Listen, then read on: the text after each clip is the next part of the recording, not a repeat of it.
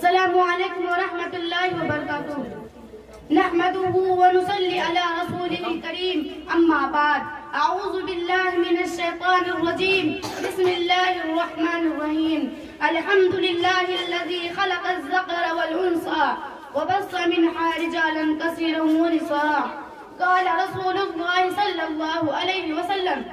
جناب صدر اور حضرات، علماء کرام اور حاضرین مجلس، آج میری تقریر کا موضوع ہے اسلام میں عورت کا مقام. معزز سامعین کرام، اسلام ہی دنیا کا وہ واحد اور مقدس مذہب ہے کہ جس نے حیات انسانی کے کسی گوشے کو تیسنا نہیں چھوڑا، بلکہ ہر جگہ مکمل رہنمائی کی ہے. عبادت ہو یا سیاست، شادی ہو یا غم، مرنا ہو یا جینا، معاشرتی نظام ہو یا ازدواجی بندش، غرض کے عورت کو جتنی عزت اسلام نے دی ہے، عورت کو جو مقام اسلام نے دیا ہے، میرا دعویٰ ہے کہ یہ ترقی یافتہ ممالک نئی تہذیب کے دل دادا اگر دوبارہ جنم لے کر بھی آ جائے تو وہ حقوق نہ عورت کو دے سکتے ہیں.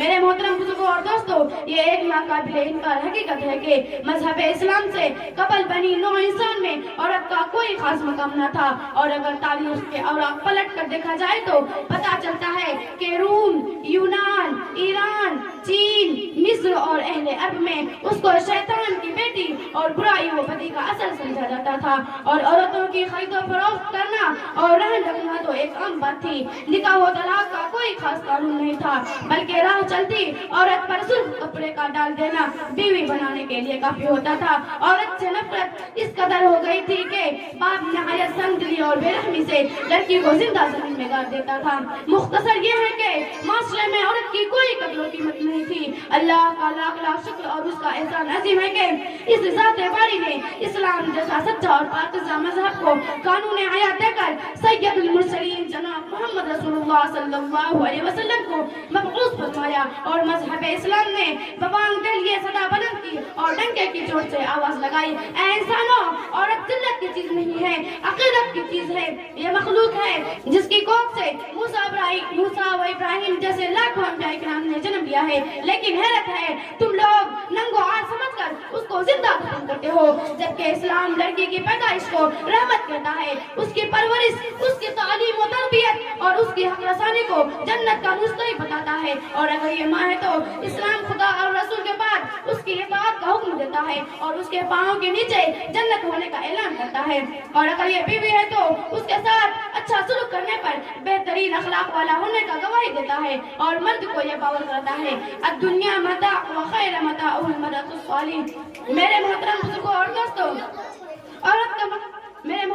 اور دوستوں، اگر آپ یہ دیکھنا چاہتے ہیں کہ عورتوں کو دیگر ادیان و مذاہب نے کیا مقام عطا کیا ہے اور اسلام نے انہیں بلندی کے کس مقام پر پہنچایا ہے، تو اگر آپ اس سلسلے میں ائمہ مسیحیت سے سوال کریں گے تو آپ کو جواب ملے گا. عورت ایک ناگزیر برائی ہے، ایک غارت دلربائی ہے، ایک مصیبت ہے. عورت اور مرد کا تعلق بجائے خود ایک نجاست ہے اور قابل احترام شے ہے. اور اگر ان مظلوم عورت کے متعلق تاج یونان بانیے منطق و فلسفہ سقراط و افلاطون سے سوال کریں گے تو آپ کو جواب ملے گا. عورت ایک نہایت ادنا درجہ کی مخلوق ہے اور تمام انسانی مصائب کے جڑ ہے. اسے معاشرے میں عزت کا کوئی مقام نہیں دیا جا سکتا ہے، اور عزت ہر مقام پر صرف اور صرف مردوں کے لیے خاص ہے اور عورتوں کا اس میں کوئی حصہ نہیں.